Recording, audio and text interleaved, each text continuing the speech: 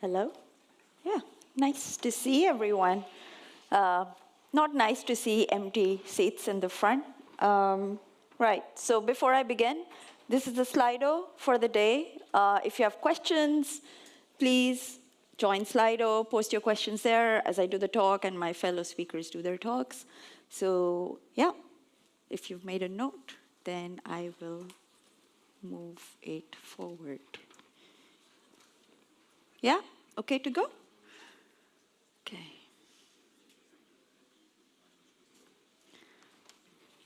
All right. To measure or not to measure, that is the question. A little bit of a, I think this is British, Shakespeare, I think. It's first time I'm wearing glasses on stage, so I'll see how I fare. Shows how long I've been in the world of testing.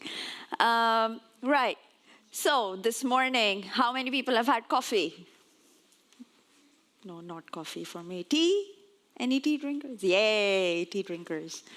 Any food? I know the weather is just not great, so it's good we're inside. We don't have to be outside. So I'm hoping all of you have great energy now. We are going to talk about metrics for software quality, and this is what our agenda is going to look like. We will first talk about how can we measure quality, what are the types of metrics we do, what are the mistakes I've made, and how do you measure the right items. Towards the end of the talk, I will share an example of what I've been doing more recently about metrics, and I'm hoping some of you or all of you will find it useful. Why should you listen to me? Well, because you're in the room. No. So my name's Maryam. I have been in the testing world for over 18 years now, quite a lot. I actually have a software engineering background. I'm originally from Pakistan, and I moved to the UK in 2005. I did a software engineering degree, and I really didn't have much choice at the time. I either had medicine or computer science as an option, and as I definitely not dissecting cockroaches or frogs in a lab somewhere, so I'm going to get down at the keyboard. I think I was quite fortunate, and I'm very grateful that I found a lot of love in the world of software engineering, but I was still not sure what side of software engineering do I need to go into. Do I write code, or do I do project management? Somehow I had this weird interest of filing things and organizing things, and I was like, maybe project management, but you don't study that in a software engineering degree. What is it that I want to do? But what I did realize was that I would get very annoyed if the slightest full stop or inverted comma or the indentation was not right in the code base. A little bit of a perfectionist. I then moved on to do my second degree, and I was very, very fortunate that I had a software testing module. And that's where I was like, aha, this is what I really enjoy doing. And I did my thesis in mutation testing, and since then it's been no looking back. I worked at various organizations. Some of the really early organizations, I used to test short codes. Short codes are numbers you get text messages from, the annoying text messages. Do you want to opt in or opt out? Type yes, type no, all of those. And we were testing the billing software for those short codes.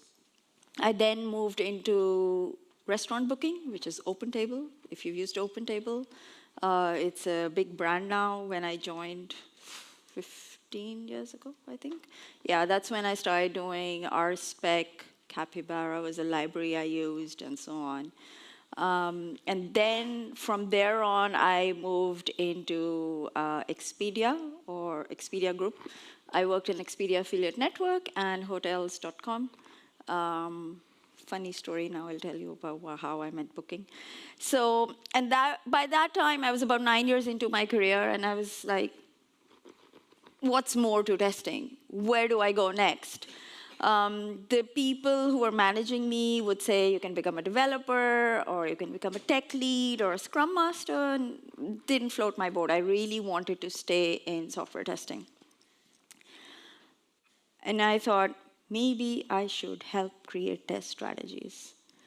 And I was very, very fortunate. The people who interviewed me at Capital One really trusted my, I would say, energy and passion to do software management, and I got my first managerial role at Capital One.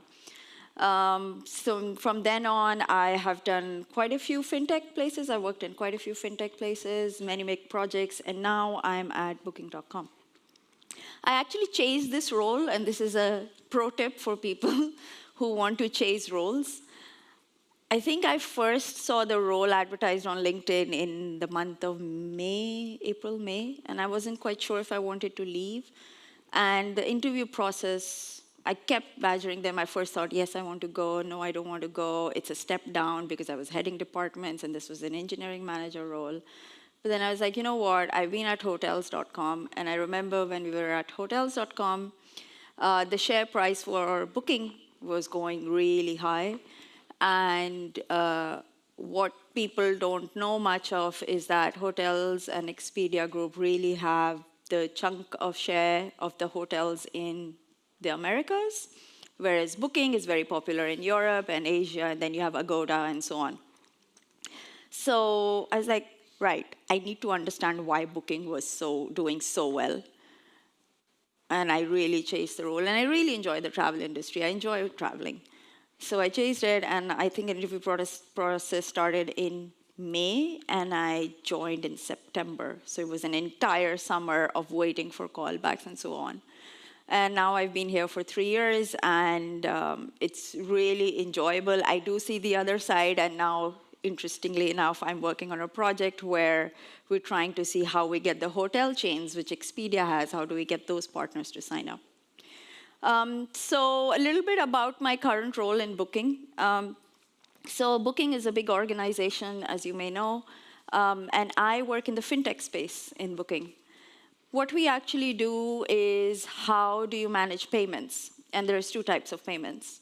Payments that you and I make when we're booking a hotel, a taxi, an attraction, and then payments we make back to the hotel. And then there's aggregation in between, how do we do reconciliation, and so on.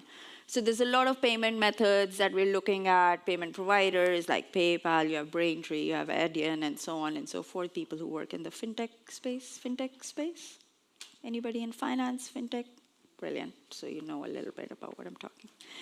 So that's what we do, but I work in a more niche place in Booking now, which is regulatory technology. Anybody's working in regulation, compliance? Oh, I know. So, why is regulation important? How comfortable would you be putting your money into a place where you don't know whether it's protected or not? I wouldn't be. Regulatory technology in Booking is more about how do we onboard partners onto our website. When I say partners, I mean hotels. And suddenly I've realized it's like I'm selling the company rather than my talk. We'll quickly switch on. What we're trying to do is understand what are the regulations which, say, a hotel should be meeting in Europe versus the US versus Great Britain and so on. And there's certain information they need to provide, for example, your proof of address, your taxation numbers, your VAT numbers, and so on and so forth. And we need to make sure those are the correct numbers. And we go out to vendors and get that back. The challenge here is that you could have a hotel chain which has a hotel in Europe and then has a hotel in UK and has a hotel in South Africa and so on and so forth. And regulation could be different around all these countries. So there's a mishmash. So it's quite a complicated space. And you think about, well, how do I want to make sure that the quality of the products we're releasing in this space is working or not? It's more about understanding that the way we get partners to interact with our system for regulations and then for payments, how do those work? But what I will share today is not necessarily specific to the fintech space. It's something which can be applied to all spheres, so hopefully all of you will find it useful. Right.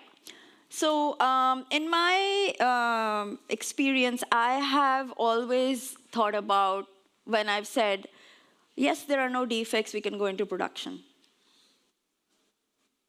Are we actually confident when we're doing that? Does it even matter if there are defects or not defects? Because there's always defects in software. Some are discovered and some are not. How do I know that the quality is actually good? What defines good? What does good even mean? And this is where we understand that quality is quantitative and qualitative. Qualitative is how you feel when you're using a product, whether it's an app on your phone. How do you feel with the latest upgrade of Spotify versus the previous one? How easy was it to download? How easy was it to create a playlist, for example? But that's subjective. That varies from person to person. It's more the UX experience that we talk about now. But then as testers or test engineers or quality engineers, as I would like to say, we need to think about how do we quantify that? When we are saying, yes, this is okay to go to production, or yes, I'm happy with what is in production, what is at the back of your mind? What do you measure in order to get to that number? And for that, quality can be measured in multiple ways. It can be for the processes that are used, for example, how quickly you're going into production, or engineering metrics, or how good are your releases, are you tagging them right, how big is the release, the size of the release, how much code was changed, et cetera, et cetera. There's many, many things we can measure. We all see this quality, speed, cost triangle. I'm not trying to make a heart, trying to make a triangle. And often we see quality is scrapped.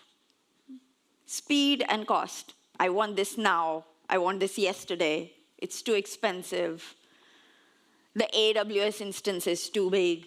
What are the costing? I'm sure people who are doing 2026 planning are right now being told about how much is it costing to cost to host a certain website, a certain service, and so on and so forth. How can we bring the cost down? What we don't talk about is efficiency. How efficient can we be to keep the cost down, but keep the quality and speed up? And that's really what we're trying to measure here.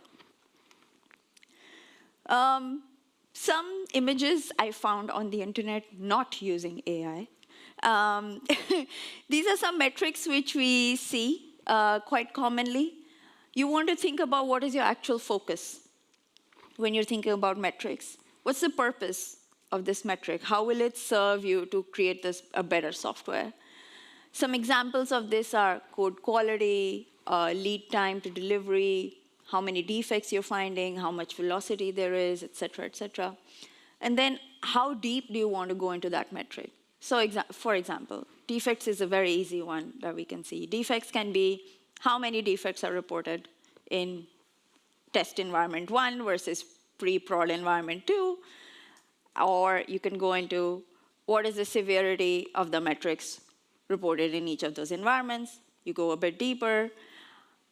Those metrics, those defects that we found, which services were they reported on? If you go even deeper, what is the criticality of those services based on the architecture? And then if you want to go further into it, you can think about if the code coverage of that service is, say, 80%, why am I finding 3 blocker defects for that service? And that's where it's important to think about the narrative, which is important when we're thinking about software quality metrics.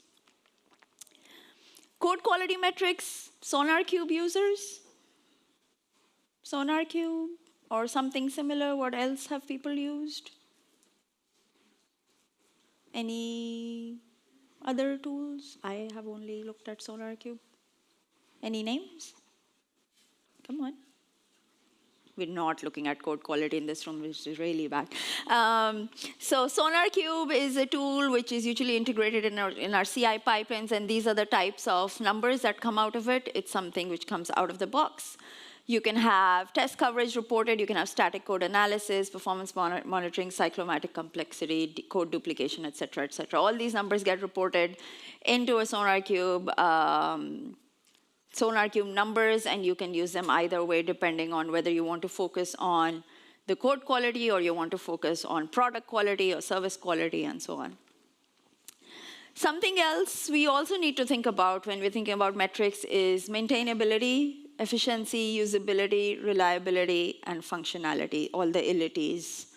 You want to think about how maintainable is the product, how efficient it is, speed of running the product, maybe speed of running your tests, how usable it is, this is where UX comes in, reliability, uptime, service health, functionality, how many business flows were covered, and so on. I want to give some examples of metrics I've used before. Again, this is not an exhaustive list. There is an exhaustive, I don't think there is an exhaustive list, but there are many, many, many, many metrics you can create based on what is needed. I'll go through these a little bit. So defect rate is the easy one, which I just spoke about, which is how many defects were found in an environment, or how many defects were reported in a release by a team. The second one is more around test automation, meaning how many scenarios did we automate? Who defines these scenarios? And then when you run these scenarios, how robust were they? How many flaky tests do you have? Flaky test is as bad as having no tests. Currently, my team is going through a lot of flaky tests. Not fun. We have a regression test suite of about 28 flows. And this morning, I think 20 of those were broken. And the response I got was, oh, it's the environment. Not enough. What is it in the environment? Is it our infrastructure? Is it the Kafka queues? Is it the DB? Or is it the service which was deployed last night and they didn't run their code quality, their unit tests? All these are questions you should be asking. Regression tests, how big is your regression test suite? And how long does it take to execute? Something we all think about a lot of is automated quality gates, or quality code blocks, as we would like to say. So the real nirvana is that when you're deploying when you're making any code change, whether it's in a branch or in your main, you're actually first running, let's say, unit tests. Once they're green, then it automatically progresses to the next environment. It's up to you if you want to make sure that the integration tests are running or not. When they're green, then it says yes, you can deploy to environment 1, let's say test environment 1, and then you run your regression test suite. But if the regression test suite becomes really big over time, just because we did not write enough integration tests or whatever reason, or we've mocked everything in our underlying services, that's why we're writing more regression tests. You don't want the regression test to be running for 2 hours before the feedback comes to the engineer saying, oh, now I know that my code is not going to work in the consolidated test environment. That's not a good use. So this is a metric which can be really useful, and this is where you can say, okay, we are writing regression tests, which is a good thing, which protects us from making any further changes, but we need to invest time in improving the efficiency of running these tests. Mean time to green, this is a favorite one of mine, which is how long does it take for a build to go from red to green, whether it's in your branch, whether it's in main, or so on. And that really helps you understand how quickly your team understands and fixes issues. That's what it's helping you determine. Some more metrics. Speed of development. This is a subjective one, and I've seen recently that it was sorry, it's too early. It was being used for performance reviews, and I am very much against that. How can you get an engineer to write code faster? It doesn't mean that that engineer is performing better. But what we're really trying to understand here is how complicated is the architecture? How complex is it? So that it helps us understand how long a change will take. Then defect rate in relation to automated tests. This is what I was talking about a bit earlier. Bless you, whoever sneezed. How many defects are we finding, but in relation to automation tests? Are the automated tests helping us to find defects? We could all be writing automated tests, but if they're not finding defects, then you're not writing the right tests, and that's also important. Quality of the acceptance criteria. This is more in the planning and design side of things. Does the acceptance criteria or the requirements definition, please, people who are at the back, there's chairs at the front, please come forward. Please take a seat. So how good is the quality? Now, again, this is a subjective metric. It could be as simple as we need a service which is able to delete an entry in so-and-so table in the DB. Let's just say that's a requirement and an acceptance criteria. That's a very clear one. But you can't always have something like that. It could be just that ensure that a partner is onboarded successfully following so-and-so regulation. It could be as vague as that. So it really needs to be there, but the absence of acceptance criteria is something you can definitely measure. Code coverage, this is the one which we all have, I hope, which is where you're talking about code quality, how much unit test coverage, integration test coverage, and so on.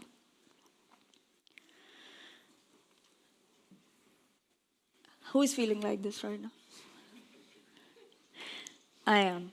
I actually landed at 11:45 p.m. last night, and yeah, it was just been a very early start to my day. This is also what happens when you share these numbers with your team, with the stakeholders of the projects, and they're like, oh my God, what am I supposed to do with these numbers? What does it mean? Can we ship it or not? How many of you have been in go, no go meetings? How many of you think that they are go meetings? What's the point of getting these numbers then? If all meetings are go meetings. To understand the risks, because it is not that we need to block them from releasing. We need to make sure they understand the risk and take the responsibility. So I actually don't want them to stop the release. I want them to say and understand if there is a bigger business value or bigger threat to the business. Thank you. So what our friend here said was that it's really, we're sharing these numbers because we want to visualize the risk for our stakeholders, and so that they can make a calculated decision of whether they want to go forward with the release or not. What's important to understand is we think about who are the people who are looking at these numbers. Is it me? Is it my product owner? Is it my VP? Is it my head of the business unit? Whoever. Who is looking at that number? It's very important to think about it. Sorry? Depends on the number. Depends on the number. So it's something we need to think about. How are the numbers presented? Is it a spreadsheet? Is it a Grafana dashboard? Is it a CI pipeline number thingy? Or is it just an email? What are you expecting from the people who you share the number with? The real goal for us is to understand that we put a number behind the quality of the product. And in order to do that, the first thing you need to do is make sure that the teams understand how to use metrics. So for example, if we talk about automated blocking quality gates in our pipelines, then we agree that, let's say, you can either go in and say that for every service, we should have 80% unit test coverage, and if it's not that, the pipeline will always fail, for example. Or the team can agree that the pipeline will always fail if whatever unit test coverage we have, it doesn't drop from it or it remains stable, which means you're always writing tests, because as we all know, any testing-related backlog item does not get prioritized very quickly when it's in the view of product demands. Then something which is very, very, very important is to think about the product and not the people. Do not say, this service owned by team X is not performing in production, it's slowed down. Scrap the team X. this service, which has had maybe 3 features added to it in the last 2 sprints, has shown degradation in production. We've seen performance has dropped due to what we're monitoring. And the last thing is, don't share all the numbers. But if you don't share all the numbers, then how do they know which number, how do I know which number is useful or not? Something I've done before, I have actually shared a 10-page document, very nice tables, all formatted, nice colors, with my stakeholders. It says, here you go, here are the quality metrics for our product as a company. I did that at the company called Kaplan. And something I learned there was that they said to me, if you are sharing a document like that, try and create a one-pager saying, these are the top 3 takeaways for you. Top 3 things which are going well, top 3 things I need you to take action for. And we need to plan it for the next quarter or so on. Don't add metrics which are not relevant. I'm trying to think of an example which is not relevant. Any suggestions from the room? I had a number in my head and now I cannot remember. We'll come back to that. Not creating thresholds. So you can say, I keep saying code coverage because it's the easiest one, or you can say, we will not have any code, any defects going into production. What if we have 10 low defects? Can we go to production? What if we have 5 medium defects? Can we go to production? You need a threshold to understand if it's less than this number, if it's more than that number, we need to fix it, or we need to add capacity to fix it, and so on. And then, as I said, again, don't blame people or teams. There are times when I have made the mistake. I wouldn't say I was blaming them, but I was highlighting it, because I knew which team was not writing tests, and that was just really annoying for me. And they were saying, oh, it'll be covered by end-to-end tests. No, that's too late. Feedback cycle, you've already moved on to your next project, and it gets difficult to fix. So I actually grouped some numbers based on that team. I said, this team, which is running this project, has low code coverage. And the tech lead immediately came to me and said, you can't say that. It's upsetting the people. I was like, but they're not doing their job. They're only writing code. They're not doing testing. SDLC, it's all of it. Yeah, but you can't say that. Really frustrates me. It's about encouraging good behavior, or efficient behavior, as we say, as we move up the chain for management. So, what can you do to work on this? Something I've been doing quite recently, and again, I will share some screenshots here. I'm hoping I've marked things which I wouldn't say they're very confidential, some confidential stuff, but it gives you an idea of what you can do.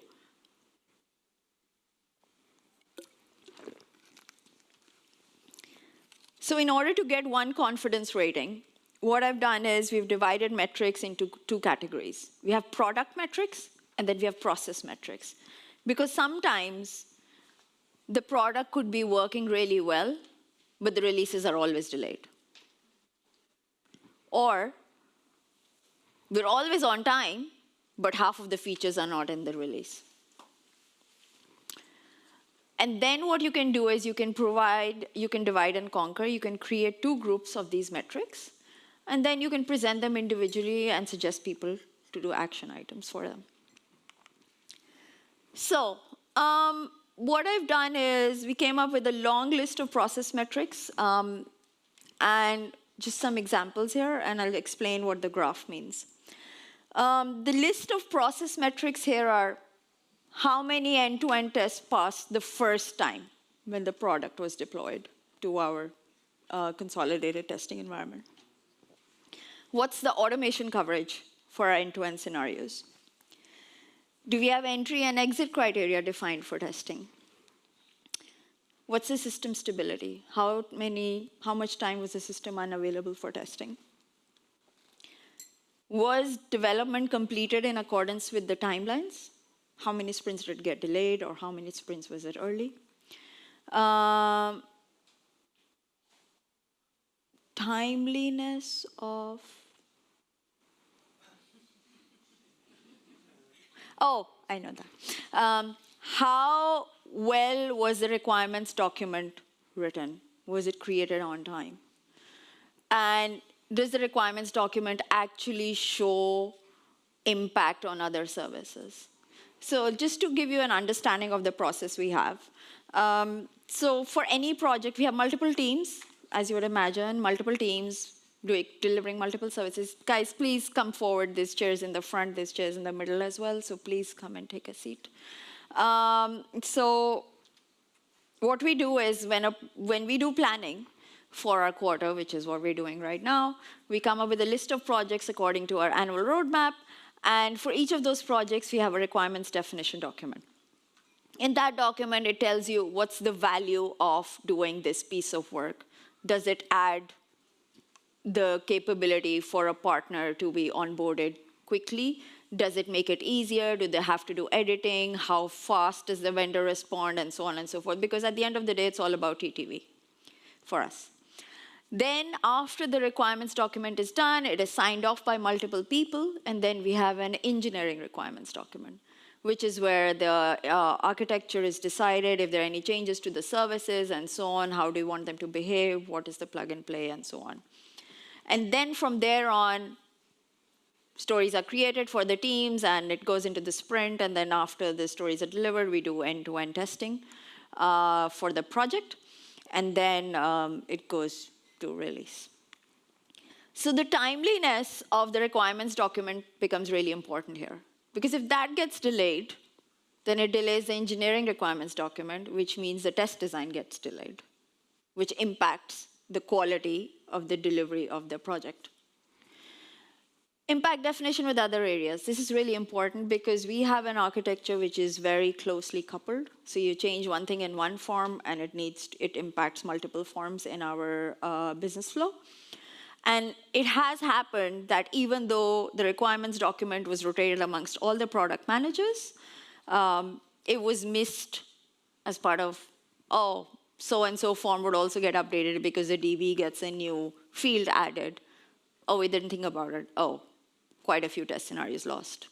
Code not written, 2 sprints added to the delivery, impacts the quality of delivery.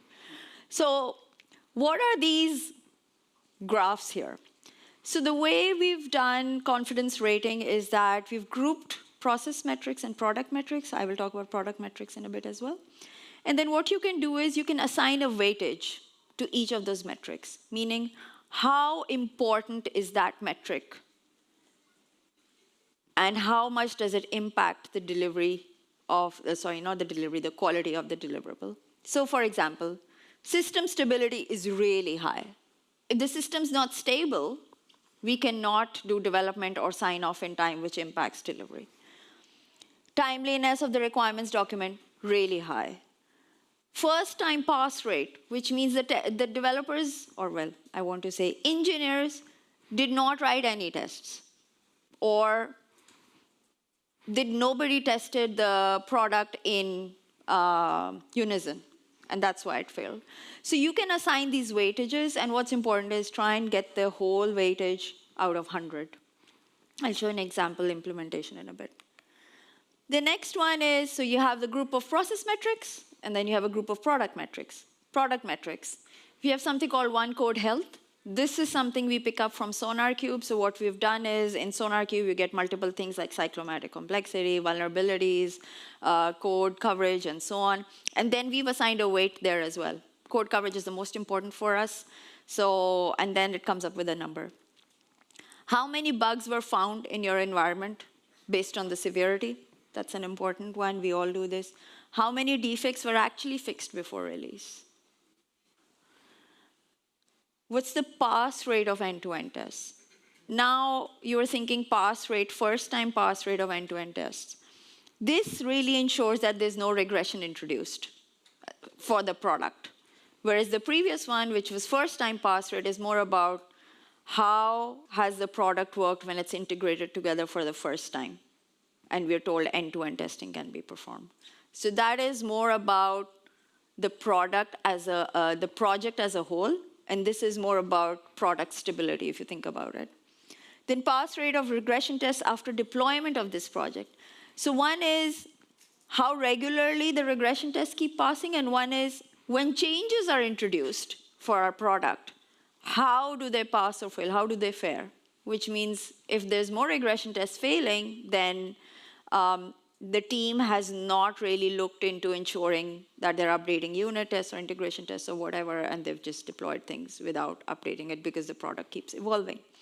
And then change failure rate, this is more about how, this is similar to mean time to green. This is something we measure as an organization as well, and that's what we've been doing. As you can see, for this one, the weightage-wise, code health is the highest for the product because unit testing, please tell your engineers if they don't do enough unit testing, that unit testing is there to protect them. It helps them understand that functionality is not broken as part of the delivery. It helps them make changes with more confidence. So you can assign weightage to this, but then if you assign a weight, then how am I getting the number?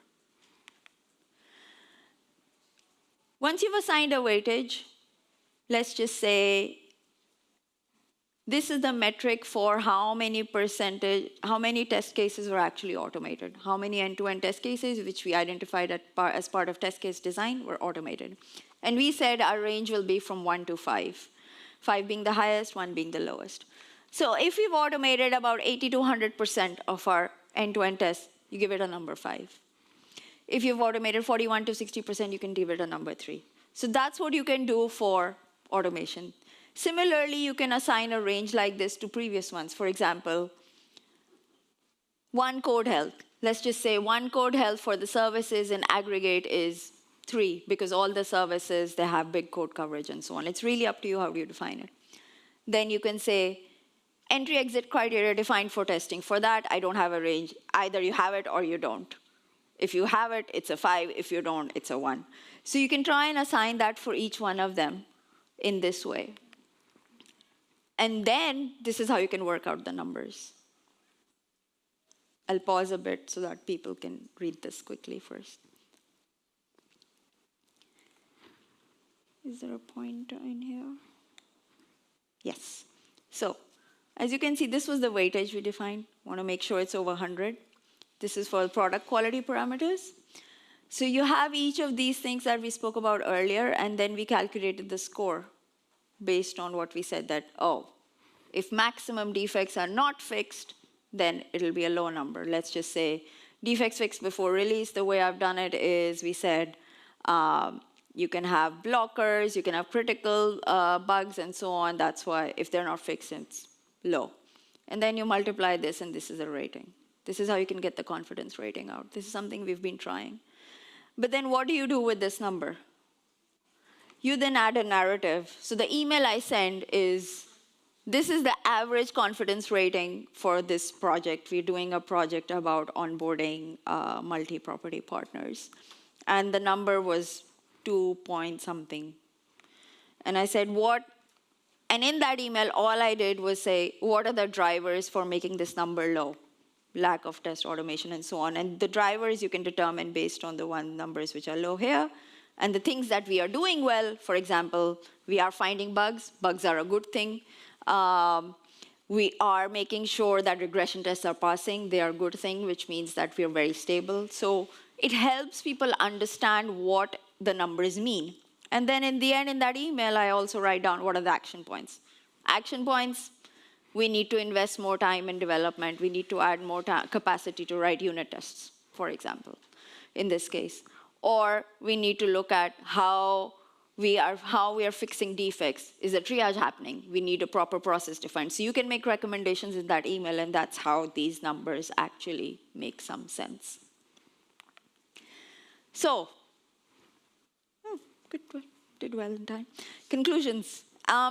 Measure product versus team metrics. Don't tell people that you did not do enough merge requests this quarter. That's why the quality is not good for this service. Don't look at the size of the merge requests which are being, well, you can look at the size of the merge requests, which means that the team is being slower. If there's 300 lines of code versus 30 lines of code to review and a merge request, it does matter. But don't use this don't use this to say that team X had very few changes in prod, or they had really big changes that were being deployed, which means there's more room for issues. Find your stakeholders. Who are the people who want these numbers? The interesting spot that I'm in right now is that we have a company where we're very business driven. We work for a corporate, which means it's all about the numbers, it's all about delivery. How do you push quality in? It's that triangle that we spoke about earlier. And that's where you need to get them to understand the risks, as we were talking about earlier, that if we don't do this, the quality of the product will degrade over time, and it does degrade. Something which is happening currently is we have two projects which have very conflicting requirements, like it's literally stepping on each other's toes in the services that are being used. And all the contingency that the project managers added in the beginning has been filled up. So it's another number to show, because we have more numbers which I haven't shared here, is how long did the development team take to deploy changes? How long were they delayed by? Was it 1 sprint? Was it 2 sprints? Was it 3 sprints? That's also a narrative, which means estimation was not done about the complexity of the project. So find your stakeholders and add that narrative for them. And then in the end, as I said, actionable points. You just don't want to throw out a number and not have any commentary with it. Numbers make sense when you tell them what it means. I told you I have X number of years of experience, but you don't know the story behind it. This is why I think it's important to tell the story so you understand how I got to it. Similarly, if you don't tell the team why low-code coverage is bad and tell them that we need to add capacity for it, they will say, right, code coverage is low. Doesn't matter. It's been low for 2 years. Doesn't matter. The quality is degrading. Thank you very much.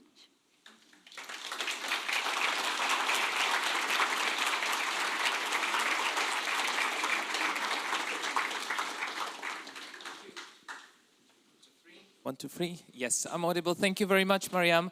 And last but not least, but here is the section for questions, so you can load your Slido web page here using the QR code, which is available there, and also it will be available in a hallway, so you can ask Maryam several questions. And Danielle, maybe I need your help with Slido. I love the question. No, I'll read them. Thank you. Thank you, Daniel. How do you test any pricing differences and discounts for users and regions? I don't test it.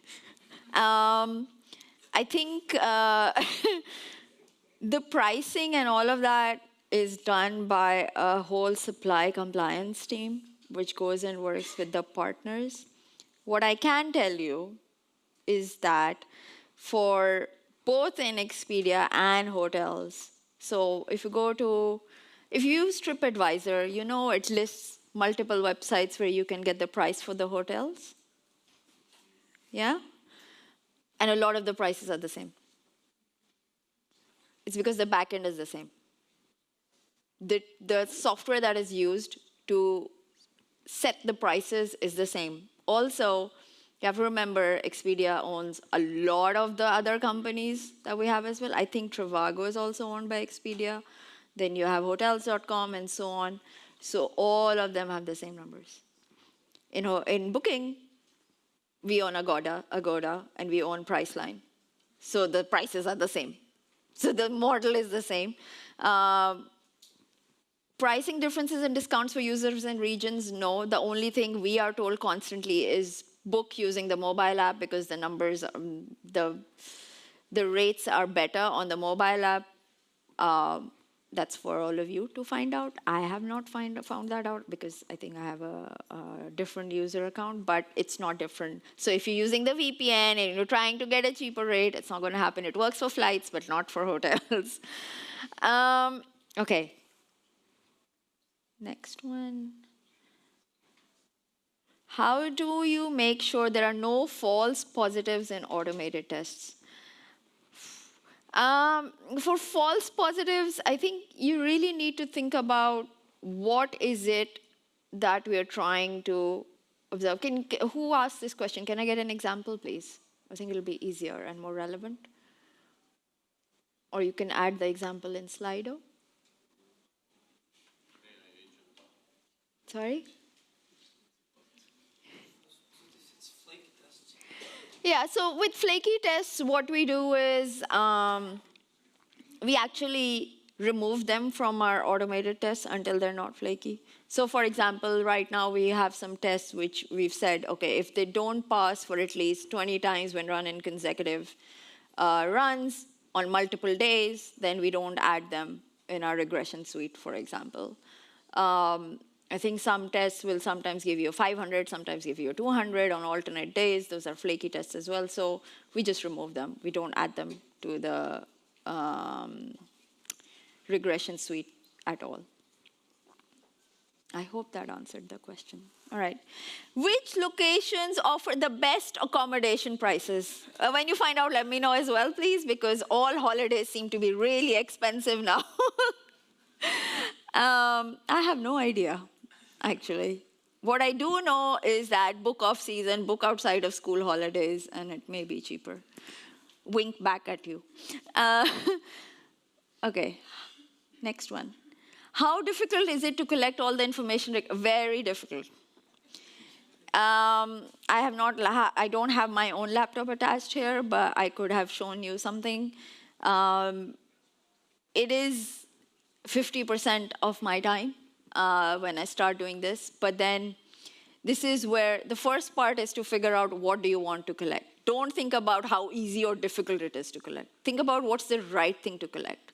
And then after that, think about how you can automate yourself out of it. So defects, lots of people use Jira. Very easy to get reports through Jira. For automated tests and runs, you have your CI pipelines. For code quality, you have SonarQube. But things like how timely was there a product requirements document signed off? That can never be automated because it's a document. It's not in a system unless you add some sort of AI tool on top which looks at sign-off dates, because we have a specific format which is used around the company, and there are people's names on there, and they actually add when they signed off that document, so maybe that something can be automated. Actually, I'll think about that with the team. So it is difficult. Initially, I will not say it's easy, but it is very rewarding when you come up with a number and you realize, oh, that's lower than I thought. What's made it so low? And also, something I've learned whilst doing this is we actually have a UAT phase with an external entity. And they do their own testing, and we spend a lot of time creating test data for them. None of the metrics we showed shows that delay. And as I started calculating them, I was like, okay, this is missing. We need to add it to our process metrics. So think about constantly reviewing the metrics as well. Next question, please. Name one metric that you think is key.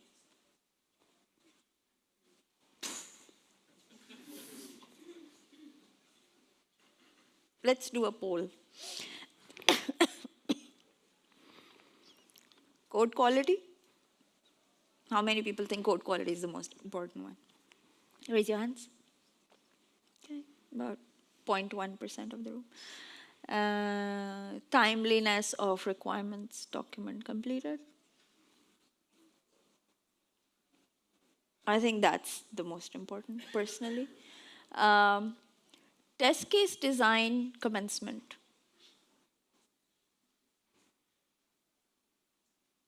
Wow, nobody thinks that's important.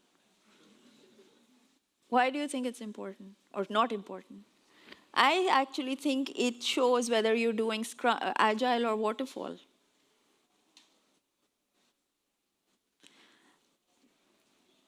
I don't think there's one metric that is key. I think this is why we have a list of metrics. You cannot say, we have amazing code coverage, that's why I'm happy with this project or product to go into production. There's always an amalgam of numbers. You can keep the numbers short. You can go with only defects and code coverage to start with.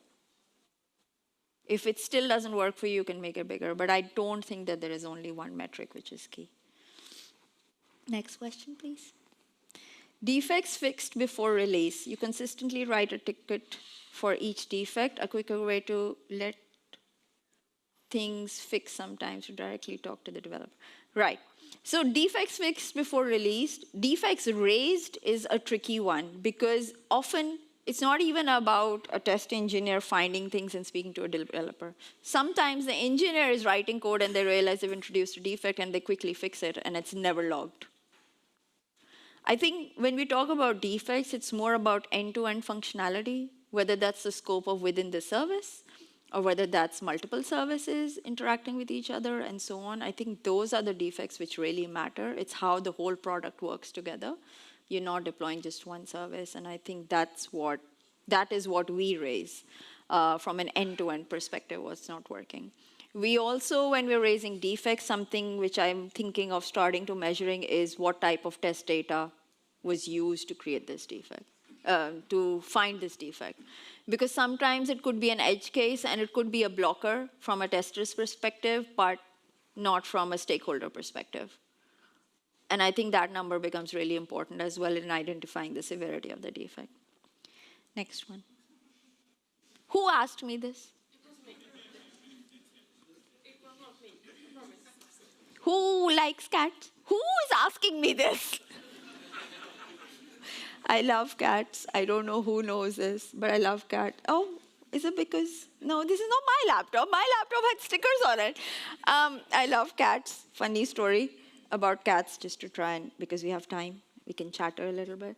I'm not finished answering that question. How many cat lovers here? I also like dogs, but I wouldn't have them at home. I was scared of touching cats, animals. I somehow felt, when you touch their back, I was like, can't do that. Just before lockdown, so my in-laws always had cats. And I remember they had a Persian cat. And soon after my engagement, I found out it got lost. And they were calling me, like, oh, we've lost our cat. I was like, I'm sorry. Wasn't very interested in cats for a long time, and every time I visited, they had more cats as well, and they would find my suitcase, always sit on my suitcase, and I was like, don't want to deal with it.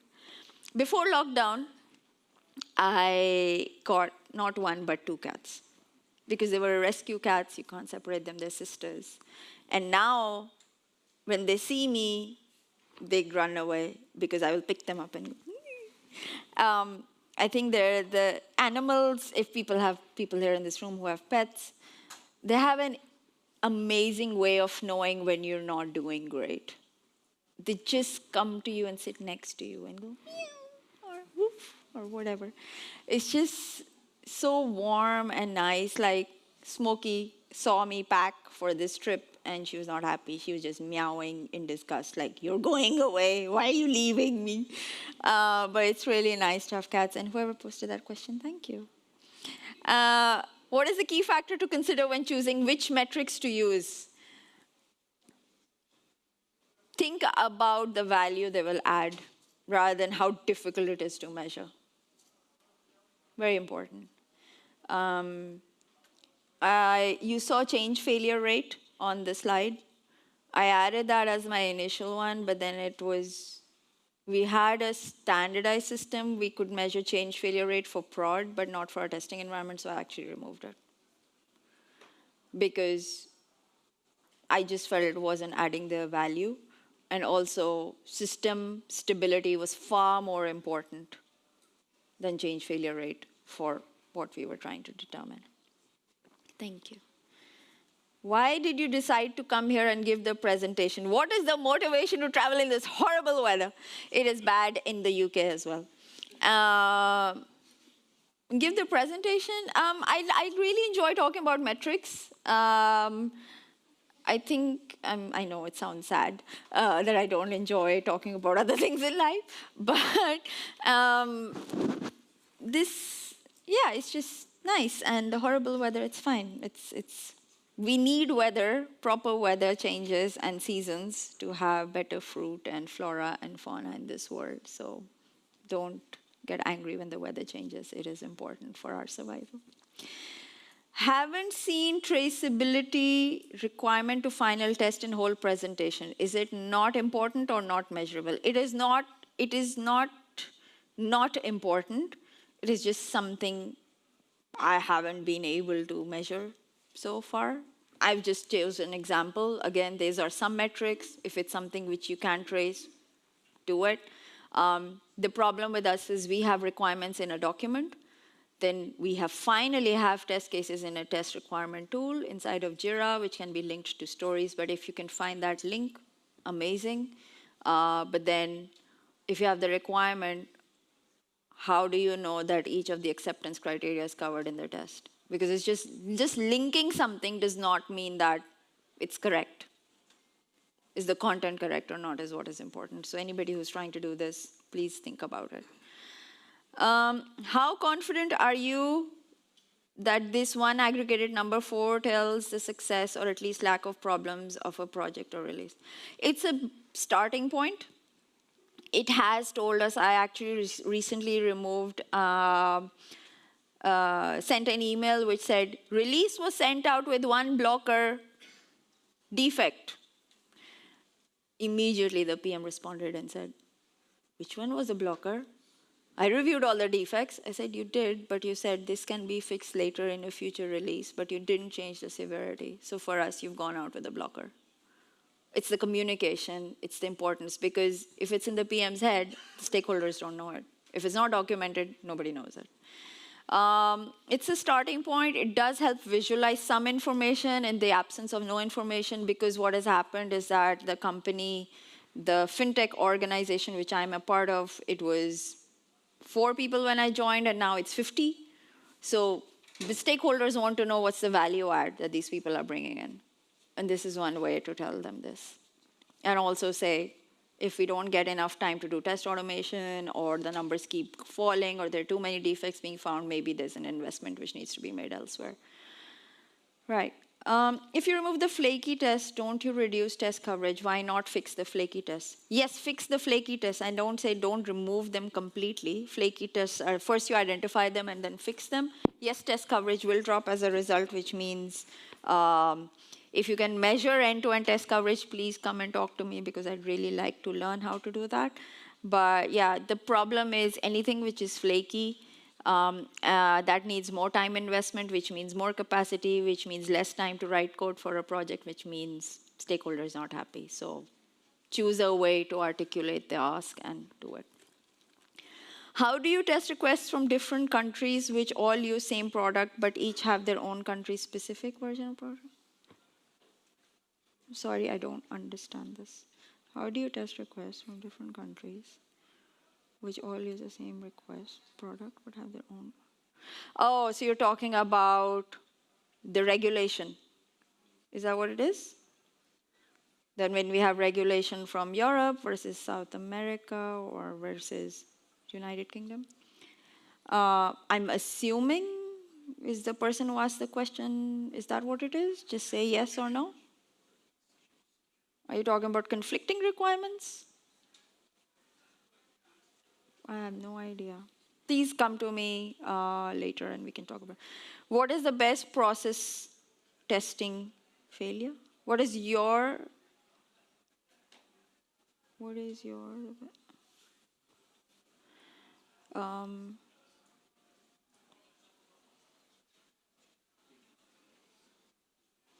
what does this mean? No, I'm not trying to make fun of the person. I understand English is not everybody's first language. It's not my first language either. I'm trying to figure out, are they asking me what, sorry?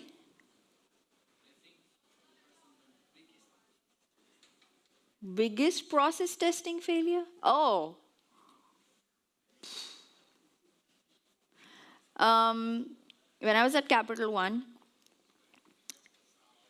the project I was working on, we were redoing the entire backend system for credit card payments for the UK, which is a big system.